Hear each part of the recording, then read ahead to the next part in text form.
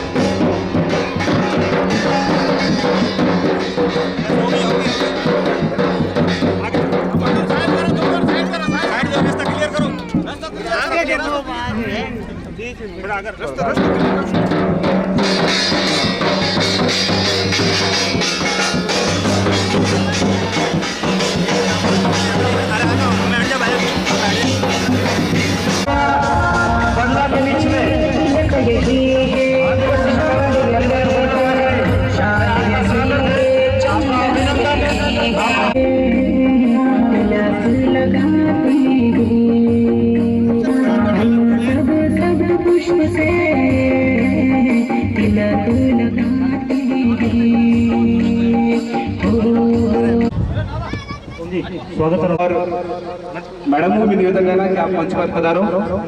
सफो बहरा और तहे दिलों स्वागत के लिए सदैव तत्पर रहने वाली एक युवा शक्ति जो आपके बीच में अपना कीमती समय निकालकर पधारी है, तो आप इनके लिए एक बार जोरदार तालियों से स्वागत करें। दीपक कुमारी जी का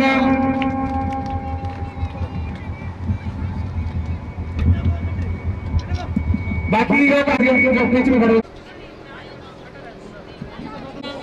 वीरमाराम जी उप सरपंच बल्ला बासनी, डूंगरराम जी भील मीनों की ढानी, आपके अभी वो ब्लॉक अध्यक्ष थे ना, कुंदन जी भील व समस्त आपके भील समाज के गणमान्य व्यक्तिगण, सरपंचगण, अनेकों पदाधिकारी, सब गांव से आए हुए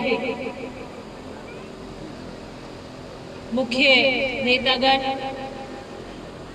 युवाओं, महिलाओं व प्यारे बच्चों, मुझे आपके इस भव्य कार्यक्रम में आकर और आपके कार्यक्रम की इतनी खूबसूरत अनुशासन को देखकर बहुत ही गौरव महसूस हो रहा है।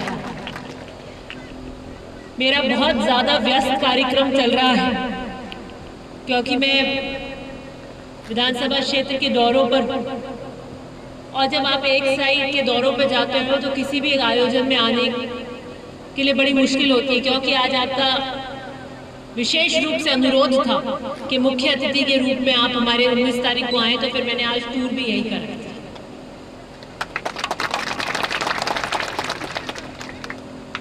ऐसे सामाजिक कार्यक्रम समयबद्ध तरीके से हमारे समाज में होते रहने चाहिए, लेकिन ऐसी गोष्ठियों से हम क्या सीख कर जाएं, क्या प्रेरणा लेकर जाएं, ये बहुत जरूरी है। और मैं कल ही महादेव नगर में एक भील समाज का बहुत ही कम उम्र का बच्चा था, वो कोई काम कर रहा था, उसका देहांत हो गया और मैं वहां बैठने गई थी। 35-36 साल की उम्र होगी और उसके बच्चे छोटे छोटे 8 बच्चे, 7 बच्चियां और 1 लड़का। इसलिए हमें समाज में शिक्षा लाने की आवश्यकता है कि आज वो व्यक्ति जो दिवंगत हो गया, उसके परिवार का पालन पोषण कैसे, वो महिला जिसके कंधों पर 8 बच्चों की जिम्मेदारी है, कैसे उसका पालन पोषण करेंगी, कैसे शिक्षा करेंगी, कैसे उन्हें आगे अपने जीवन यापन के अंदर कैसी तकलीफों का सामना करना पड़ेगा। और हम अपने जीवन का मार्ग सर्वप्रथम अगर किसी चीज से सुधार सकते हैं तो शिक्षा से सुधार सकते हैं। शिक्षा एक मात्र वो रास्ता है जो गरीब से गरीब परिवार को शिक्षित होने पे संपन्न कर सकता है। और एक परिवार संपन्न होता है तो वो पूरे समाज को, गांव को उठाता है। वो पढ़ाई लिखाई होकर नौकरी में आ जाता है तो भाई भतीजे कुनबे के बच्चों को भी कोचिंग करवा के अच्छी नौकरियां दिलाने की कोशिश करते हैं। जीवन यापन का स्तर बढ़ जाता है। इसलिए मेरा आप लोगों से खास अनुरोध है कि आप शिक्षा पर अपनी ऐसी सामाजिक गोष्ठियों का केंद्र रखिए कि हम चाहे कुछ भी हो जाए, हमारे समाज में हर बच्चे को बच्ची को शिक्षा देंगे, तभी आप आगे प्रगति कर सकते हैं और सबके साथ तालमेल मिलाकर पहली पंक्ति में बैठ सकते हैं। ये वो शिक्षा है जो आपको समांतर कर देगी। एक बहुत ही खूबसूरत आयोजन आपका। मैं ओसिया के आपकी इस ब्लॉक की मीटिंग में आपसे इस माध्यम से यही वादा करना चाहती हूँ कि आपके समाज के लिए जहाँ पर जैसी भी जरूरत मेरे लिए हुई है, मैंने हमेशा करी है, आगे भी मेरे लिए आपसे कोई जरूरत होगी तो हम आपके साथ में हमेशा खड़े नजर आएंगे। बहुत बहुत धन्यवाद। आपका कोई ज्ञापन है क्या?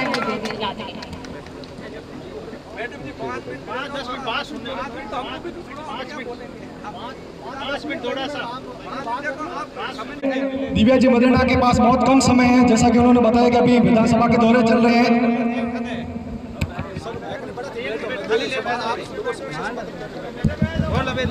आप लोग सब बैठ जाइए ताकि क्या है कि हम लोग अपनी बात को व्यवस्थित तरीके से, खास करके आपको ओसिया विधानसभा में भील समाज की क्या स्थिति है, किस प्रकार से हम लोग, जैसा कि मैडम बता रहे थे कि हमसे मांग की हम किस प्रकार से आपकी मदद कर रहे हैं, तो आप लोगों के लिए हम लोग मांग कर रहे हैं, तो आप लोग व्यवस्थित तरीके से बैठिए। जैसा सबसे पहले तो मैं आदरणीय हमारे लाडले विधायक दिव्या जी मदेरणा साहब का भील समाज ओसिया विधानसभा की ओर से हार्दिक स्वागत अभिनंदन है। आप लोग अपना कीमती समय निकालकर हमारे बीच में पधारे। बहुत ही अभी जो समय चल रहा है आपको भी पता है, चुनाव है 2023 में ही, तो बहुत कम समय के लिए भी मैडम हमारे बीच में पधारी है। हमारे लिए भील समाज के लिए सौभाग्य की बात है। जैसा कि मैडम बता रहे थे कि किसी भी समाज का अगर सर्वांगीण विकास करना है तो उसके लिए शिक्षा बहुत जरूरी है। तो सबसे ज्यादा जरूरत है हम लोगों को शिक्षा में ही जरूरत है, लेकिन शिक्षा हम ग्रहण करने के बाद हमारी हकीकत स्थिति क्या होती है उससे हम आदरणीय मैडम को रूबरू करवाना चाहेंगे। जोधपुर संभाग के अंदर सबसे, अगर शेड्यूल ट्राइब के अंदर सबसे ज्यादा बहु संख्या में अगर कोई रह रहा है वो सबसे ज्यादा है भील समाज। जोधपुर संभाग में भील समाज के अलावा और कोई दूसरा व्यक्ति यहाँ पे नहीं रह रहा है, या फिर रह रहे हैं तो वो बाहर से आए हुए लोग हैं नौकरी पैसा करने के लिए, रोजगार के लिए। हमारा बच्चा सरकारी स्कूल में भूखा प्यासा रहकर, क्योंकि हम लोग मजदूर वर्ग से आते हैं, हो सकता है एक वक्त की रोटी मिले ना मिले, भूखा प्यासा स्कूल में जाता है, शिक्षा ग्रहण करता है और 10वीं या 12वीं तक ग्रामीण स्तर पर जो शिक्षा का लेवल है वहाँ शिक्षा ग्रहण करके जोधपुर या फिर बड़ी सिटियों में जाता है जहाँ पढ़ने के लिए, और वहाँ जाके किराए के रूम में रहता है, वहाँ पे किराया भी भरता है। इस प्रकार से खूब सारी तकलीफें, दुख तकलीफों में वो पढ़ाई करता है और उस पढ़ाई में वो अपने आप को अव्वल भी पाता है। लेकिन कंडीशन क्या है, एक तरफ एक आईएएस का बंदा, एक आईएएस ऑफिसर का लड़का या लड़की और एक गरीब किसान वर्ग का बच्चा या बच्ची, इन दोनों के बीच में जब कंपटीशन होता है तो रेस में आगे कौन जाएगा वो आपको भी पता है और हमें भी पता है। क्योंकि जो एक दौड़ होती है वो समानता पर, जब दो हष्टपुष्ट व्यक्तियों के बीच में दौड़ होती है तब बराबर कंपटीशन होता है। लेकिन एक तो बहुत ही इस प्रकार की शिक्षा ग्रहण कर रखी है जिनको पता ही नहीं कि नौकरी कैसे लगेंगे या फिर किस प्रकार से हम लोग कंपटीशन की तैयारी करेंगे, और एक वो बंदा जो दिल्ली में और जयपुर जैसी बड़ी बड़ी सिटियों में कंपटीशन की तैयारी कर रहा है और वहाँ पे वो बंदा नौकरी लगने के लिए प्रयास कर रहा है। हम ये नहीं कह रहे कि हम लोग मानसिक रूप से या फिर शारीरिक रूप से या फिर पढ़ाई नहीं कर रहे, हम लोग वो शक्तिशाली लोग हैं जो आईएएस ऑफिसर का लड़का या लड़की उसका मुकाबला करने के लिए, एक निर्धन एक गरीब परिवार का लड़का उसकी कंपटीशन करने के लिए आज भी बड़ी मशक्कत कर रहा है, हार नहीं मान रहा है कि हम लोग उसका मुकाबला करेंगे, जीतेंगे।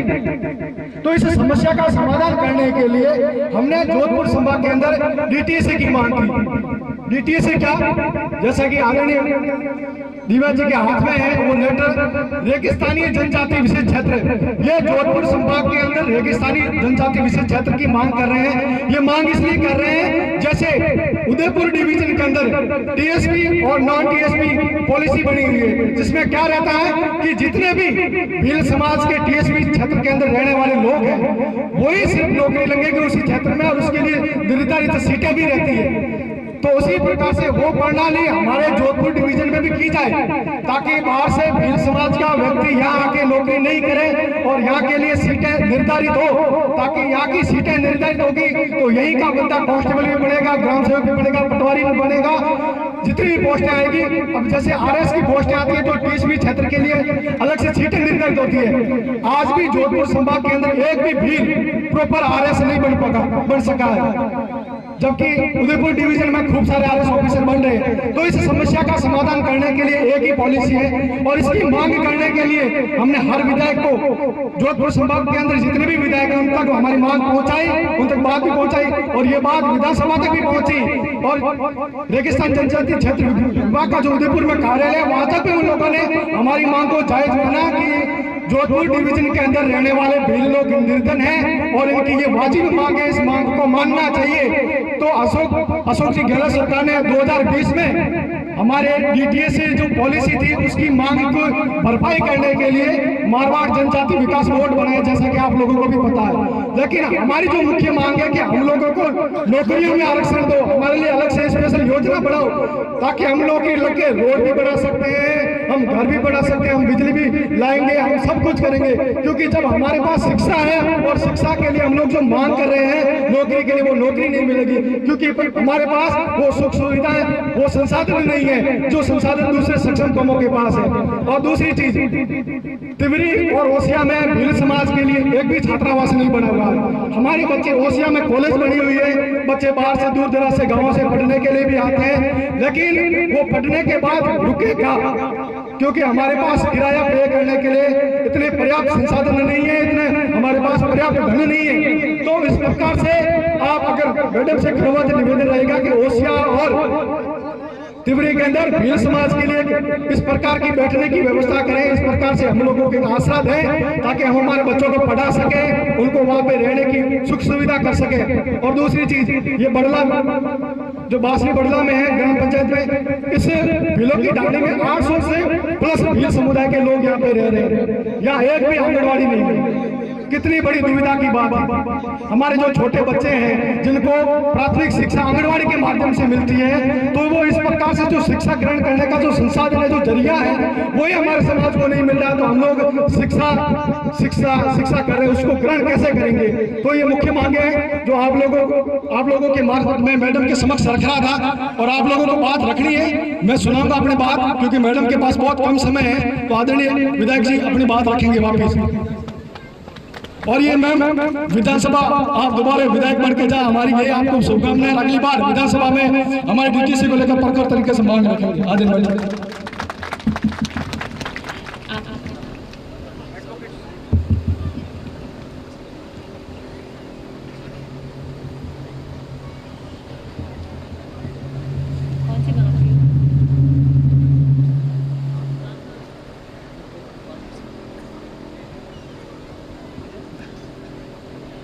श्रवण कुमार जी भील जो एडवोकेट है, अभी आपसे एक बहुत ही युवा, होनहार और जुझारू भाषण दे रहे थे, और मैं आशा करती हूँ कि आपके समाज के हर युवा इसी तरीके से शिक्षा के माध्यम से प्रगति करे। Desert tribal special area DTS जिसकी ये बात कर रहे थे, मैं विशेष रूप से आपके लिए डिज़ायर भी लिखूंगी, पुरजोर तरीके से आपकी सरकार में मांग भी उठाएंगे। और जहाँ, क्योंकि ये पॉलिसी का मैटर है, ये सिर्फ मुख्यमंत्री जी तय करते हैं और फिर ये कैबिनेट में तय हो सकती है। तो निश्चित रूप से एक विधायक के रूप में जो आपकी आवाज़ बनने का काम है वो मैं निश्चित रूप से करूँगा। अभी मेरे से पहले कॉलेज की बात, हॉस्टल की बात कर रहे थे। मेरे ख्याल से SC समाज का भी कम से कम 25 या 30 साल से ज़्यादा की तिवरी में मांग थी, बहुत टाइम से, 25-30 साल से। और मैं जब अब विधायक बनकर आई तब मैंने उस मांग को पूरा किया। 10% बच्चे ST के भी उस हॉस्टल में रह सकते हैं, लेकिन फिलहाल आप इस वैकल्पिक जो है उसमें करें, और आपके एक अलग हॉस्टल के लिए भी मैं सरकार से निश्चित रूप से मांग रखूंगी, इसमें कोई दो राय नहीं। आप आए, आपने स्वागत और स्नेह और प्यार दिया, इसके लिए बहुत बहुत धन्यवाद।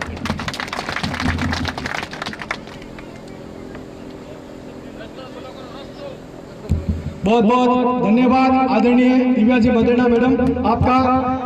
और आपने पूरा आश्वासन दिया है कि भील समाज की जो मुख्य पुरजोर तरीके से मांग है, उस मांग को हम विधानसभा में उठाएंगे। जाहिर सी बात है कि ये मामला कैबिनेट मंत्रालय तक का मामला है, लेकिन आप ही हमारा जरिया हो, आपके मार्फत ही हम लोग अपनी बात जन जन तक पहुंचाएंगे। आप लोग वापिस आके मैडम को विदाई देके आओ, वापिस आके बैठ जाना, क्योंकि बहुत सारी